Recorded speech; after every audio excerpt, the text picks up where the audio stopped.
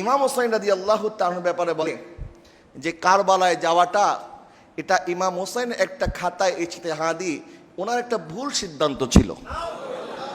আর একটু জোরে বলেন না নাউজুবিল্লাহ।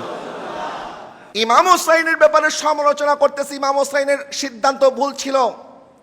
যদি আপনি বলেন তোমার শায়েখ ভুল বলেছে, বলেন আমার শায়েখ ভুল বলতে পারে না, আমার শায়েখের ভুল হতে পারে না।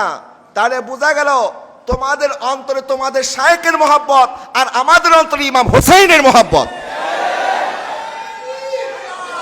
যে যাকে ভালোবাসে তার সাথেই তার হাসর হবে।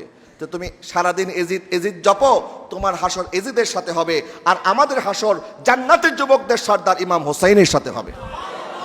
সবাই বলেন ইনশাআল্লাহ। এজিদের ব্যাপারে সবাই একমত।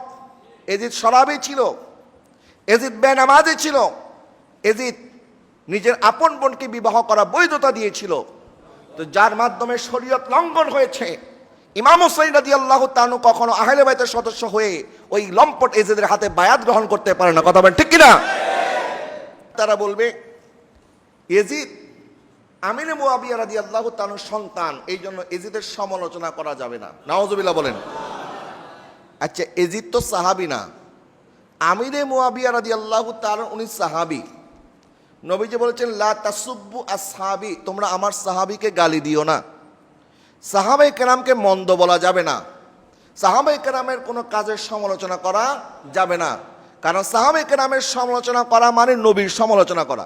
তাহলে বোঝা যাবে যে নবী মনে হয় সাহাবায়ে কেরামকে ওইভাবে তরবিয়ত করতে পারে নাই, সাহাবায়ে কেরামকে ওইভাবে আত্মিকভাবে পরিশুদ্ধ করতে পারে নাই। তা আপনি কেন সাহাবায়ে কেরামের সমালোচনা করবেন? সাহাবায়ে কেরামের দিকে আঙ্গুল তোলা মানে নবীর দিকে আঙ্গুল তোলা। আর আমির মুয়াবিয়া রাদিয়াল্লাহু তাআলা উনি শুধু সাহাবী নন, উনি কাতেবে ওহী লিখেছেন। উনি একদিকে আমার নবী সাল্লাল্লাহু আলাইহি ওয়াসাল্লামের শালা হয়, হযরত উম্মে হাবিবা রাদিয়াল্লাহু তাআলা আনহা নবীজির স্ত্রী। উনি ছিলেন হযরত আমির মুয়াবিয়া রাদিয়াল্লাহু তাআলা আনহুর বোন। আমির মুয়াবিয়া রাদিয়াল্লাহু তাআলা আনহুকে ইমাম হাসানও মেনেছেন, ইমাম হোসাইনও মেনেছেন। সুতরাং ওনারা যদি মানতে পারেন আমাদের মানতে কোনো অসুবিধা আছে নাই।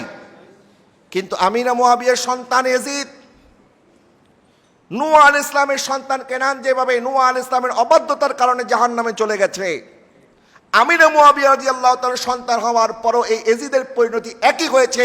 সে কখনো জান্নাতে যাইতে পারবে না, কারণ সে জান্নাতের যুবকদের সর্দারকে শহীদ করেছে। কথা বলেন ঠিক কিনা? আমিনা মুয়াবিয়া রাদিয়াল্লাহু তাআলা দোহাই দিয়ে এজিদকে রক্ষা করার চেষ্টা যারা করতেছে এরা হচ্ছে খাঁটি এজিদি।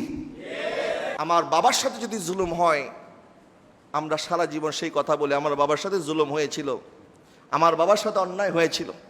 নিজের সাথে জুলুম হলে সারাদিন আমরা এই কথা নিয়ে পড়ে থাকি। কিন্তু নবীর পরিবারের সাথে যে জুলুম হয়েছে, কুল কায়নাতের মধ্যে কোন পরিবারের উপরে এত জুলুম হয় নাই। এটা আমার নবী আগেই জানতেন, যার কারণে উম্মতকে সতর্ক করেছেন।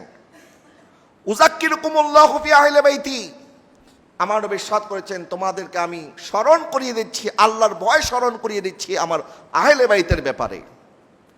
আমার আহলে বাইত সম্পর্কে তোমরা আল্লাহকে ভয় করো, কারণ তাদেরকে কষ্ট দেওয়া মানে নবীকে কষ্ট দেওয়া। আহলে বাইতকে মহব্বত করা মানে নবীকে মহব্বত করা। নবীজি সাল্লাল্লাহু আলাইহি ওয়াসাল্লাম দ্বীনি কাজের মধ্যে ব্যস্ত থাকতেন সারাদিন।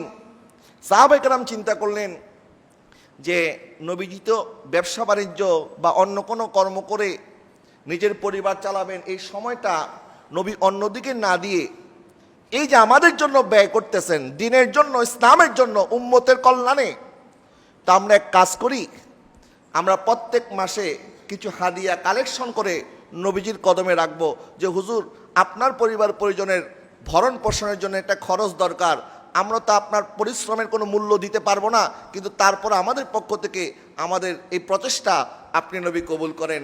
ওনারা নিজেরা মাশওয়ারা করে ওনারা কিছু টাকা পয়সা সংগ্রহ করে নবীজির কাছে নিয়ে আসলেন। বলেন ইয়া রাসূলুল্লাহ, হুজুর আপনার সারাটা জিন্দেগি উম্মতের জন্য দিয়ে দিয়েছেন, এত কষ্ট করতেছেন, হুজুর আপনার তো ব্যবসা করার সময় নাই, অন্য কাজ করার সময় নাই, অন্য কাজ করে আপনি যদি সেখানে সময় ব্যয় করেন তাহলে আমাদেরকে হেদায়েত কে দিবে? এই জন্য হুজুর আমরা সিদ্ধান্ত নিয়েছি আপনার পরিবারের জন্য, আপনার পরিবারের ভরণ পোষণের জন্য প্রত্যেক মাসে কিছু কিছু হাদিয়া আমরা আপনার কদমে পেশ করব।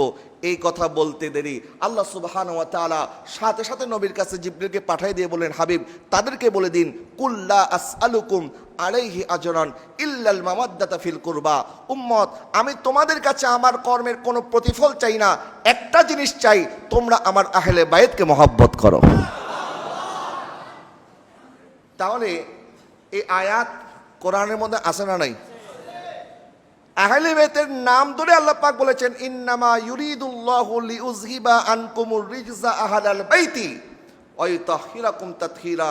আল্লাহ পাক চায় আপনি নবীর পরিবারকে পুত এবং পবিত্র রাখবেন, সকল প্রকার নাপাক থেকে হেফাজত করবেন। সুবহানাল্লাহ বলেন। তাহলে আহলে বাইত এই শব্দটা আমাদের বানানো না আল্লাহর দেওয়া? বলেন না কার দেওয়া? আল্লাহর দেওয়া নাম এটা। কিন্তু অনেকে মসজিদের মিম্বারে এই কথা বলতে চায় না, বলে আমরা যদি আহলে বাইতের কথা বলি মানুষ আমাদেরকে শিয়া মনে করবে। নাউজুবিল্লাহ বলেন না। আহলে বাইতের কথা বলার নাম কি শিয়া? আহলে বাইতের কথা বলার নাম শিয়া নয়, বরং আহলে বাইতকে মহব্বত করা এটা ঈমানদারদের ঈমানের চাহিদা। এটা নামাজ, রোজা, হজ, যাকাতের মতো আল্লাহ পাক আমাদের জন্য ফরজ করেছেন। আহলে বাইতকে মহব্বত করতে হবে। কথা বলেন ঠিক কিনা?